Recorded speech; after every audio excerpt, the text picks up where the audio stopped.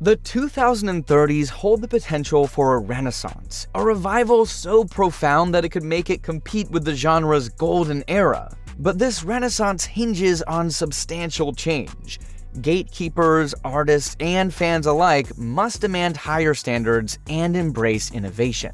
The harsh truth is that hip-hop isn't dying because people's interest wanes, it's suffocating under the weight of the industry's focus on short-term profits at the expense of artistic growth. Let's assess the current landscape with brutal honesty. Turn on any rap-oriented radio station or streaming playlist, and you'll find multiple artists whose sounds closely mirror one another in so many subgenres of hip-hop. The same trap hi-hat patterns, auto-tuned melodies that sound indistinguishable, and lyrics fixated on designer brands, drugs, and superficial luxury. From the rage community to street rap to the mainstream acts in the genre, it's hard to find originality. The individuality that once defined icons like Nas, Nelly, MF Doom, or early Kanye West has been replaced by homogenized, algorithm-driven efficiency. Record labels have discovered they can manufacture quick dopamine hits using a proven formula. Carefully crafted TikTok clips, predictable song structures, and formulaic lyric themes, mass-producing music that resembles fast food. Spotify's algorithm prioritizes engagement metrics, skips, completion rates, and playlist inclusions over artistic integrity. These labels monitor real-time data with the precision of Wall Street traders watching stock tickers, turning creativity into spreadsheet optimization and leaving the genre vulnerable to stagnation and loss of authenticity. However, the 2030s present a compelling paradox. Technology isn't an adversary, but a potential savior if used right. Because it's not going anywhere, so wishing for that is as good as a dog barking at the sky. Artificial intelligence in music production reached a valuation of nearly $3 billion in 2024, and projections indicate it could soar to approximately $39 billion by 2033.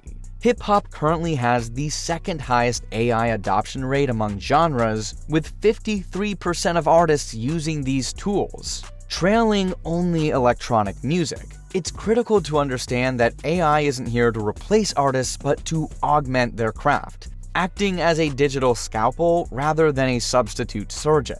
Top producers are already using AI to refine vocals, suggest innovative chord progressions, and generate foundational melodies, allowing artists to focus on emotional storytelling, gritty authenticity, and personal expression, elements that algorithms can't replicate. Studies show that 82% of listeners can't distinguish between AI-generated and human-created music in blind tests, indicating that these tools have achieved professional-grade quality. Yet, the key is to use AI as a catalyst for creativity, not a crutch for mediocrity. When a rapper employs AI to overcome writer's block or craft unconventional beats, it fosters genuine innovation. Conversely, when labels rely on AI to clone trending sounds for quick commercial gains, it represents a creative crisis. Independents are already demonstrating what's possible outside the industry's traditional machinery. Artists like La Russell run their own labels, utilizing pay-what-you-want models to sell music directly to fans, building millions of loyal followers without ceding control over masters or artistic vision.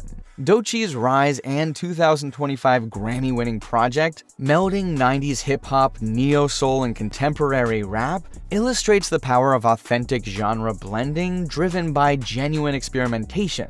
And that with the right label and direction behind you, like TDE, not all major labels are the devil and actually thrives on making good quality music that resonates with fans. I mention these two artists specifically because they represent two sides of a coin that could make the future of hip-hop great if you want to do it independently or want to do it with a major label. Them and their teams understand that algorithms, TikTok trends, and streaming platforms serve as the new A&Rs, and they study these systems to build engaged communities and produce music that resonates authentically, rather than pandering to focus groups. Their success offers a blueprint for 2030, autonomous artists who craft their narratives, master digital ecosystems, and prioritize artistic integrity over playlist placement. Looking ahead, the 2030s could witness revolutionary changes via Web3 and blockchain technology, fundamentally altering revenue and ownership models. For instance, Rolling Loud's Loudpunks NFT collection allows holders lifetime access to festivals across multiple countries: New York, Miami, Portugal, Thailand, merging digital assets with tangible experiences. Far from speculative digital collectibles, these tokens exemplify utility and fan engagement, turning supporters into stakeholders, and think this could really bring the fandom back in hip-hop because the way the economy is right now, it will give fans an incentive to actually root for rappers and check out their music to see if they're worthy of the investment, instead of trying to hate them or dismiss them without even listening to them. With the possibility of financial gain at the end of the road if all goes well, artists can tokenize fractional royalties, enabling fans to invest directly in their success and share in profits. Limited edition albums as NFTs can establish genuine scarcity in a landscape flooded with infinite copies. Virtual concerts and metaverse platforms like Decentraland or Roblox offer ticket sales and merchandise transactions without geographical or capacity constraints. This technological infrastructure can restructure how artists monetize their work and deepen fan engagement. However, caution is vital. The NFT sector is plagued by scams and manipulative schemes. Transparency and commitment to long-term value are non-negotiable. When executed ethically, blockchain can empower artists with independence and fans with ownership. If misused, it risks becoming just another cash grab, but if used right, this could explode the music industry and excitement to unprecedented heights. Yet technology and new business models alone won't guarantee hip-hop's salvation. It'll generate a new cash flow, but the genre must remember and reclaim its roots as a voice for social justice. Originating as a critique of economic inequality, systemic racism, and daily survival, hip-hop has historically been a platform for marginalized communities ignored by mainstream media. Over time, that mission has been obscured by luxury sponsorships and social media glitz. The next decade's most promising development is the rise of socially conscious content. Artists tackling inequality, police violence, and systemic injustice head-on. Authenticity in the 2030s will mean more than personal style. It entails addressing real-world issues with sincerity. When rappers like Kendrick Lamar and others use their platform for advocacy and education, they elevate the genre's cultural relevance beyond the superficial. Such substance distinguishes timeless art from fleeting trends. Genre fusion will intensify, blending styles and influences in unprecedented ways. Already, hybrid genres like country rap, emo rap, and Afrobeat-influenced tracks have gained mainstream traction.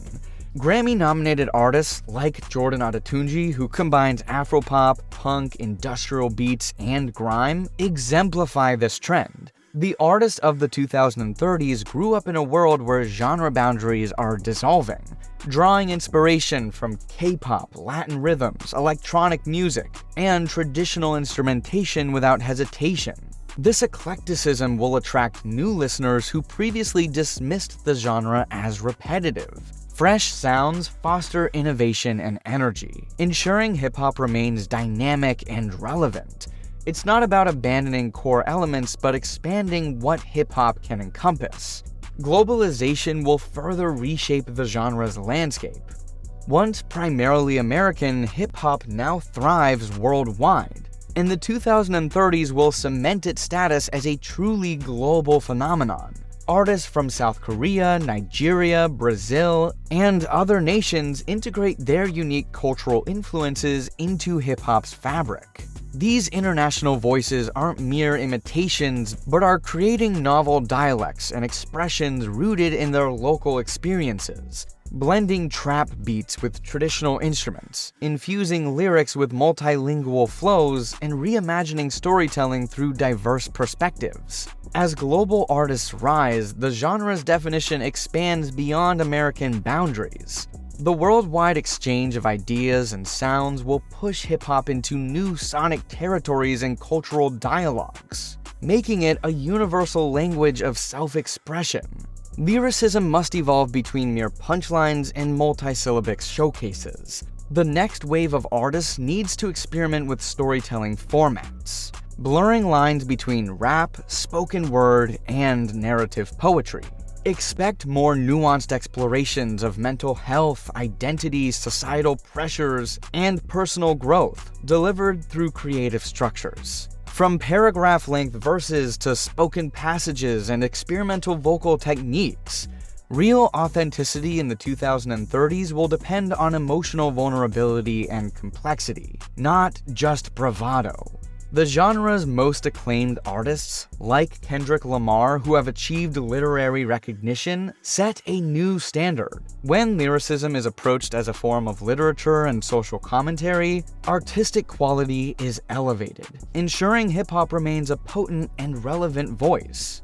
Finally, the monopolistic control of streaming platforms must be addressed. Currently, their incentive structures favor predictable formulaic tracks, rewarding content that maximizes completion rates and playlist additions rather than pushing artistic boundaries. To ensure hip-hop's most creative decade yet, artists must understand platform algorithms. Learning how TikTok recommends videos or how Spotify curates playlists, and build direct relationships with fans via Patreon, Discord, and email, reducing dependence on algorithmic favor. Those who leverage these tools while maintaining control over artistic vision will thrive.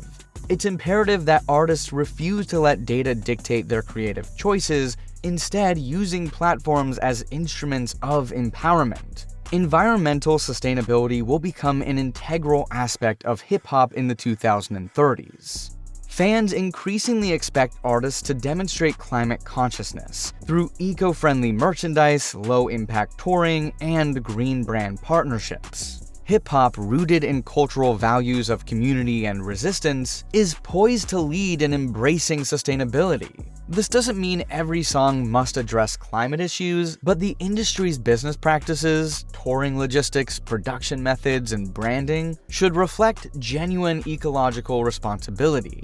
Artists who take a stand on environmental issues and incorporate green practices will forge deeper, more authentic connections with audiences that share these values. So, what does this all signify for 2030? Hip-hop has the potential to reach new heights, becoming more innovative, socially conscious, globally connected, and artistically rich, if all involved make deliberate, conscious choices, prioritizing originality over algorithmic shortcuts, investing in artist development, cultivating engaged independent communities, and leveraging technology ethically can transform the genre.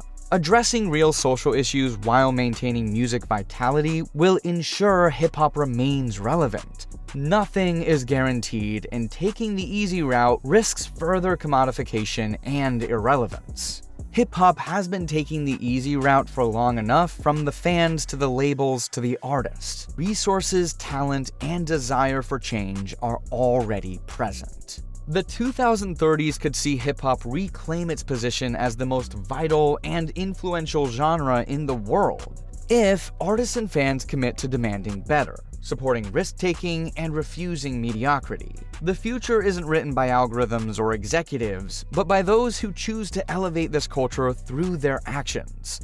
Better music, higher standards, stronger community.